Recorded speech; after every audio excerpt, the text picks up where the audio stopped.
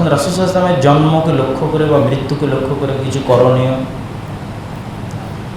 করণীয় করার মতো কোনো দলিল, কোনো হাদিসে, কোনো বইয়ে, কোনো ইমামের লেখনীতে 600 শতাব্দী হিজরির পূর্বে পাওয়া যায় না। তথা আবু হানিফা রাহিমাহুল্লাহ থেকে কেউ একটা বাক্য দেখাতে পারবে না যে আবু হানিফা রাহিমাহুল্লাহ মিলাদুন নবী সম্পর্কে কিছু লিখেছেন অথবা কিছু বলেছেন। আবু হানিফা রাহিমাহুল্লাহ বাদ দিলাম, ইমাম আবু ইউসুফ, ইমাম মুহাম্মদ, তার দুইজন প্রসিদ্ধ শাগরেদ, তাদের থেকেও দেখাতে পারবে না। ইমাম শাফিঈ আর এক মাযহাবের যিনি ইমাম, তার পক্ষ থেকেও দেখাতে পারবে না। ইমাম মালিক আর এক মাযহাবের যিনি ইমাম, তার পক্ষ থেকেও দেখাতে পারবে না। ইমাম আহমদ আর এক মাযহাবের যিনি ইমাম, তার পক্ষ থেকেও দেখাতে পারবে না। তথা 4 মাযহাবের 4 ইমামের পক্ষ থেকে কেউই এই বিষয়ে কোনো মন্তব্যই দেখাতে পারবে না। নাই তো দেখাবে কোথায় থেকে? তথা 600 শতাব্দী হিজরির আগে মানুষ এই নামের সাথে পরিচিতই ছিল না। 600 শতাব্দী হিজরিতে একজন শিয়া শাসক সর্বপ্রথম, ফাতিমীয় শাসন আমলে সর্বপ্রথম একজন শিয়া শাসক এই মিলাদের সিস্টেম, আনন্দ উদযাপনের সিস্টেম রাজকীয়ভাবে চালু করে, রাষ্ট্রীয়ভাবে চালু করে। আর মানুষের স্বভাবজাত এবং জন্মগত স্বভাব হচ্ছে মানুষকে এক জায়গায় একত্রিত হয়ে মৌজ মাস্তি করতে ভালো লাগে, এক জায়গায় একত্রিত হয়ে খেতে ভালো লাগে, উদযাপন করতে ভালো লাগে। মানুষের কাছে অনুষ্ঠান পছন্দ। দৈনিক 5 বার সালাত আদায় করা কঠিন, কিন্তু একদিন শবে বরাতের দিন জমা হওয়া অনেক মজার। কোরআন শিখা অনেক কঠিন, কিন্তু একদিন জালসায় যাওয়া, আত্মীয় স্বজনকে জালসার দিন দাওয়াত দেওয়া অনেক আনন্দের। তো এটা যেহেতু অনেক আনন্দের, তো বেশিরভাগ মানুষের কাছে এটা কি হয়েছে? গ্রহণীয় হয়ে গেছে। ভালো তো, একটা যদি আনন্দের দিন নতুন বাড়ে, উদযাপনের দিন নতুন বাড়ে, সমস্যা কি? তো মানুষ তার হাওয়া অন্তরের অনুসরণ করতে গিয়ে আনন্দ এবং উদযাপনের লক্ষ্যে এটার পিছে পড়ে গেছে। আর শুরুটা কোথায়? শুরুটা হচ্ছে খ্রিস্টানদেরকে দেখি। এটা কিন্তু যখন খ্রিস্টানেরা, ক্রুসেডাররা মুসলমানদের এরিয়াগুলোতে প্রবেশ করে, বের হয়, দখল করে, সালাহুদ্দিন আইয়ুবীর সাথে যুদ্ধ হয়, তার আশেপাশে পরবর্তী সময়, ওই সময়টাতে মুসলমানদের খ্রিস্টানদের সাথে বেশি উঠা বসা হয়েছে ব্যাপকভাবে। যেমন আমাদের বাংলাদেশের যদি যত কুসংস্কার দেখবেন, বেশিরভাগ দেখবেন হিন্দুদের থেকে কপি করা। ধরেন বাংলাদেশের বিয়ের অনুষ্ঠান, ইসলামের আদর্শ এবং অনুষ্ঠান বাদে বাকি যা যুক্ত হয়েছে সব দেখবেন হিন্দুদের থেকে আমরা কপি করেছি। কি জন্য? আমাদের আশেপাশে চারিদিকে হিন্দুরাই বাস করে। গোটা ভারত, বাংলাদেশ, পাকিস্তানে আমাদের আশেপাশে চারিদিকে আমরা কাদের দেখি? হিন্দুদের দেখি। তো তাদের দেখে দেখে দেখে দেখে আমাদের মধ্যে যা বিকৃতি আসছে সব হিন্দুদের থেকে। তো ঠিক ওই সময়ে মুসলমানদের বেশিরভাগ উঠা বসা হয়েছিল ক্রুসেডের যুদ্ধের আগে পরে খ্রিস্টানদের সাথে। আর খ্রিস্টানেরা ঈসা আলাইহিস সালাতু ওয়াস সালামের জন্মদিনকে খুব ধুমধাম করে পালন করত। তো কেউ হয়তো মনে করে নিয়েছে যে খ্রিস্টানেরা যদি তাদের নবীর জন্মদিন পালন করতে পারে, তা আমাদের কি টাকা পয়সা কম আছে? আমাদের কি শক্তি সামর্থ্য কম আছে? আমরাও করব। এই ভেবে খ্রিস্টানদের অনুসরণ করতে গিয়ে রাসূলুল্লাহ সাল্লাল্লাহু আলাইহি ওয়াসাল্লামের জন্মদিনের উদযাপন শুরু, যেটা আল্লাহর নবী হাদিসে আশঙ্কা করে বলে গেছেন, লা তাতরুনি কামা আতারাতিন নাসারা, তোমরা আমাকে নিয়ে ওই রকম বাড়াবাড়ি করিও না যেই রকম খ্রিস্টানেরা ঈসা আলাইহিস সালামকে নিয়ে বাড়াবাড়ি করেছে। কিন্তু উম্মতে মুহাম্মাদি ওই গর্তেই পা দিয়ে দিয়েছে, যেই গর্তে খ্রিস্টানেরা পা দিয়েছে তাদের নবীকে নিয়ে বাড়াবাড়ি করতে গিয়ে। তাদের নবী নিয়ে বাড়াবাড়ি করতে করতে করতে করতে তারা তাদের নবীকে আল্লাহর সন্তান বানিয়ে দিয়েছে। নাউযুবিল্লাহি মিন যালিক। আর একদল মানুষ আমাদের নবীকে নিয়ে বাড়াবাড়ি করতে করতে করতে করতে আমাদের নবীকে নূরের তৈরি বানিয়ে দিয়েছে, আমাদের নবীকে হাজের নাজের, আমাদের নবী গায়েবের খবর জানে, আল্লাহর যা যা গুণ সব গুণই মুহাম্মদ সাল্লাল্লাহু আলাইহি ওয়াসাল্লামকে দিয়ে দিয়েছে। এমনকি বলতে বলতে আমাদের নবীকে আরশে পর্যন্ত বসিয়ে দিয়েছে। নাউযুবিল্লাহ। এবং কিছু উর্দু কবিতাও আছে, যে উর্দু কবিতাগুলোর মধ্যে এভাবেই বলা আছে যে আল্লাহর আরশে যিনি, আমাদের মেম্বারে তিনি। নাউযুবিল্লাহ। তাহলে কোথায় পর্যন্ত নিয়ে গেছে? যেখানে রাসূলুল্লাহ সাল্লাল্লাহু আলাইহি ওয়াসাল্লাম তাওহীদের আকীদা মানে আল্লাহর বড়ত্ব, আল্লাহর মহত্ব শিখানোর জন্য আসলেন। আমি আপনাদেরকে বলছি আপনারা আল্লাহর ইবাদত করেন, আপনারা আমারই ইবাদত করা শুরু করে দিলেন। শাহজালাল রাহিমাহুল্লাহ, শাহ মখদুম রাহিমাহুল্লাহ যদি দেশে এসে থাকে, তারা আল্লাহর ইবাদতের কথা মানুষকে বলেছে, তো মানুষ এখন ওদেরই ইবাদত শুরু করে দিয়েছে। ঈসা আলাইহিস সালাম যদি দুনিয়াতে এসে তার সম্প্রদায়কে বারবার বলেছে আল্লাহর ইবাদত করো, তার সম্প্রদায় ঈসা আলাইহিস সালামের ইবাদত করা শুরু করে দিয়েছে। কিন্তু দুর্ভাগ্যজনক হলো সত্য, উম্মতে মুহাম্মাদের একই অবস্থা হয়ে গেছে অধিকাংশ মানুষের। তাহলে এই গেল ঈদে মিলাদুন্নবীর সংক্ষিপ্ত ইতিহাস। একটা কথা আপনাদেরকে মনে রাখতে হবে, ঈদে মিলাদুন্নবীর পক্ষে যে যতই বক্তব্য দিক, তাদের মাযহাবের ইমামের পক্ষ থেকেও কোনো দলিল তারা দিতে পারবে না। এবং এখানে আমি আপনাদেরকে আরেকটা পয়েন্ট বলে যাওয়া প্রয়োজন মনে করছি। যিনি চালু করেছিলেন তার নাম হচ্ছে বাদশাহ, তৎকালীন বাদশাহ কুকুবুরি, যার মৃত্যু হয়েছিল 630 হিজরিতে। আর যারা ঈদে মিলাদুন্নবী পালন করে তাদের অত্র অঞ্চলের সবচেয়ে বড় পণ্ডিত পাকিস্তানের প্রসিদ্ধ গবেষক প্রফেসর ডক্টর তাহিরুল কাদেরী। অনেকেই যারা অনলাইনে ঘাটাঘাটি করে তারা ডক্টর তাহিরুল কাদেরীকে চিনতে পারে। ঈদে মিলাদুন্নবী যারা পালন করে তাদের মধ্যে সবচেয়ে বড় পণ্ডিত। তিনিও তার মিলাদুন্নবী গ্রন্থের মধ্যে এই কথা স্বীকার করেছেন যে 600 হিজরির আগে ঈদে মিলাদুন্নবী কেউ উদযাপন করেনি, এবং শ্রেষ্ঠতম 300 হিজরি পর্যন্ত সাহাবীদের প্রজন্ম, তাবিঈদের প্রজন্ম, তাবিঈদের প্রজন্ম এবং খোলাফায়ে রাশিদিনের প্রজন্ম কেউ ঈদে মিলাদুন্নবী উদযাপন করেনি। এই মর্মে কোনো একটা জাল, কোনো একটা জয়ীফ, কোনো একটা সহি, কোনো রকমেরই বর্ণনা কেউ দিতে পারবে না। তো তাহলে তারা কি আল্লাহর নবীর সুন্নাতের অনুসরণ করতেন না? তাহলে তারা কি গোস্তাখে রাসূল ছিলেন, আল্লাহর নবীর অপমানকারী ছিলেন? আর আপনি আবু বকরের চেয়ে বেশি আল্লাহর নবীকে ভালোবাসেন, ওমরের চেয়ে বেশি আল্লাহর নবীকে ভালোবাসেন, উসমানের চেয়ে বেশি আল্লাহর নবীকে ভালোবাসেন? ওয়াল ইয়াজ বিল্লাহ।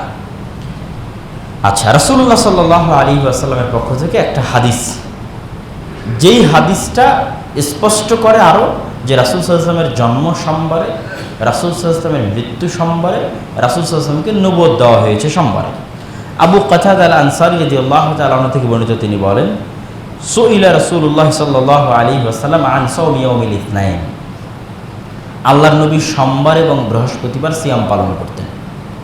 তো বৃহস্পতিবার সিয়াম পালন করতেন সাপ্তাহিক আমল পেশ করার দিন, আর সোমবারের দিন সিয়াম পালন করার কথা বলতে গিয়ে তিনি বলেন, সোমবারের দিন আমার জন্ম, সোমবারের দিন আমার ওপর ওহী দেওয়া হয়েছে, এবং সোমবারের দিনই আমাকে নবী তথা নবুয়ত প্রদান করা হয়েছে। আর ঐতিহাসিকভাবে প্রমাণিত যে আল্লাহর নবী সোমবারের দিনেই মারা গেছে।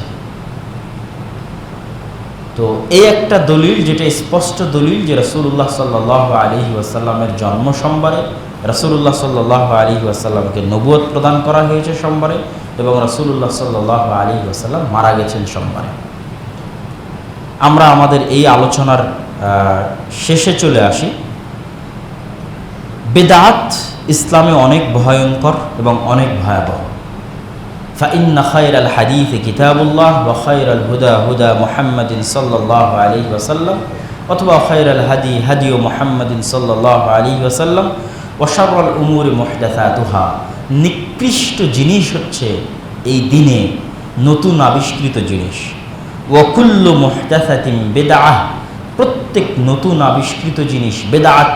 ওয়াকুল্লু বিদআতিন যালালাহ, আর প্রত্যেক বেদাত হচ্ছে পথভ্রষ্টতা। ওয়াকুল্লু যালালাতিন ফিন্নার, আর প্রত্যেক পথভ্রষ্টতা মানুষকে জাহান্নামে নিয়ে যায়।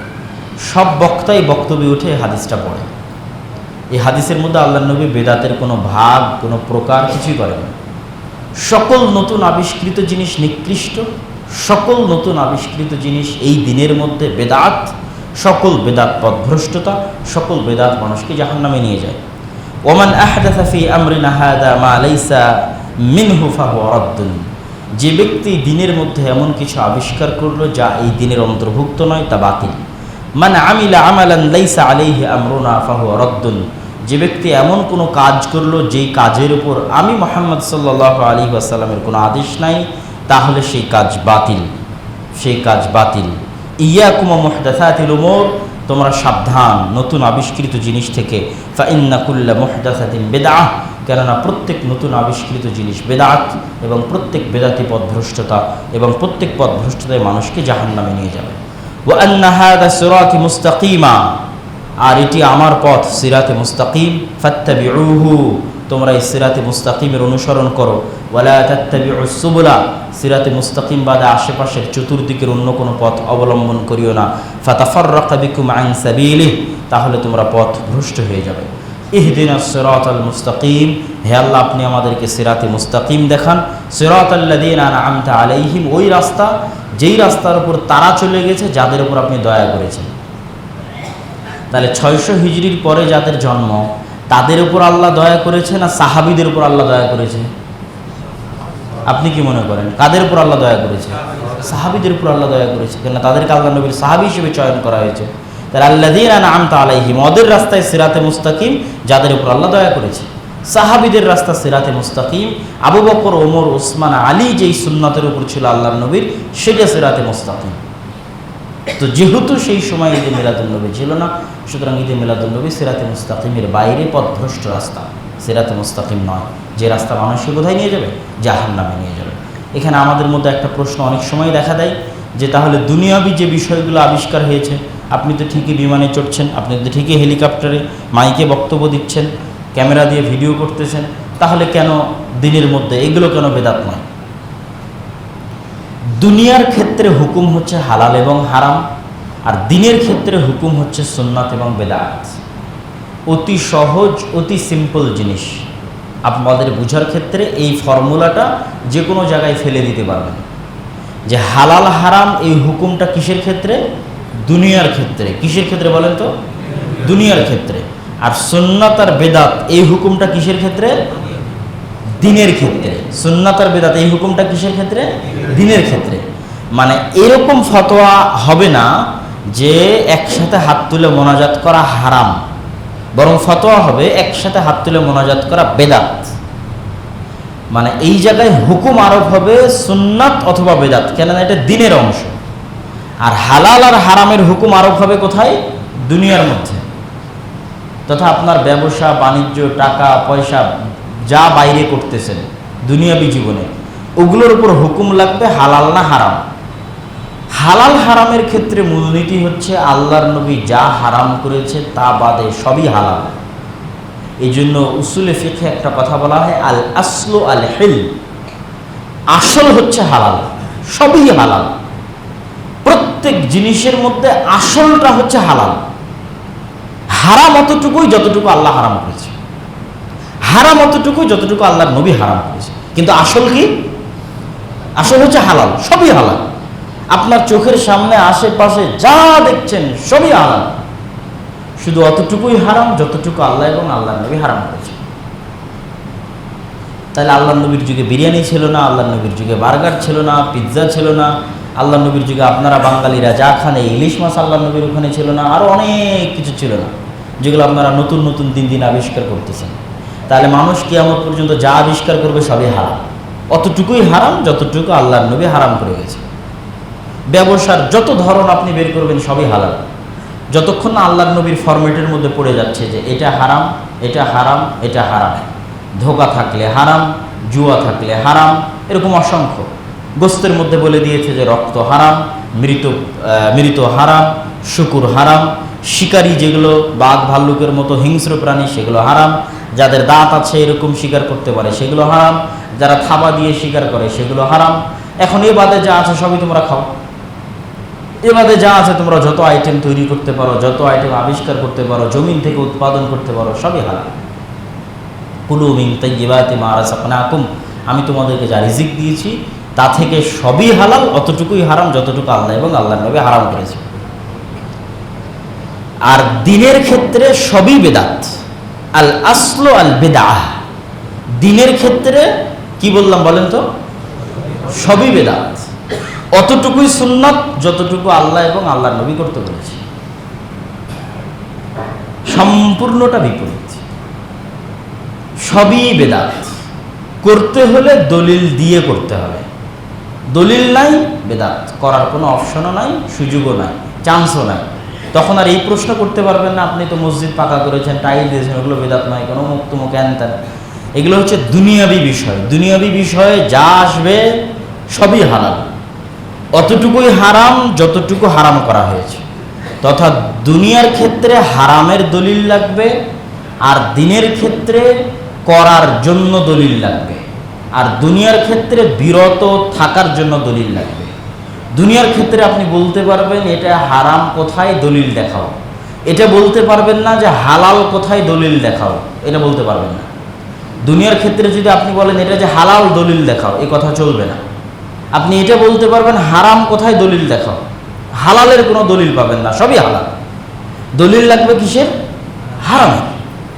আর দিনের ক্ষেত্রে আপনি এটা বলতে পারবেন না যে এটা বেদাত, দলিল কোথায়, দলিল দাও, এটা যে বেদাত দলিল দাও, না, সবই বেদাত। এখানে আপনি দলিল চাইবেন কিসের? সুন্নাত, যে তার দলিল দাও, যেটা দলিল আছে সেটা সুন্নাত, বাকি সবই বেদাত।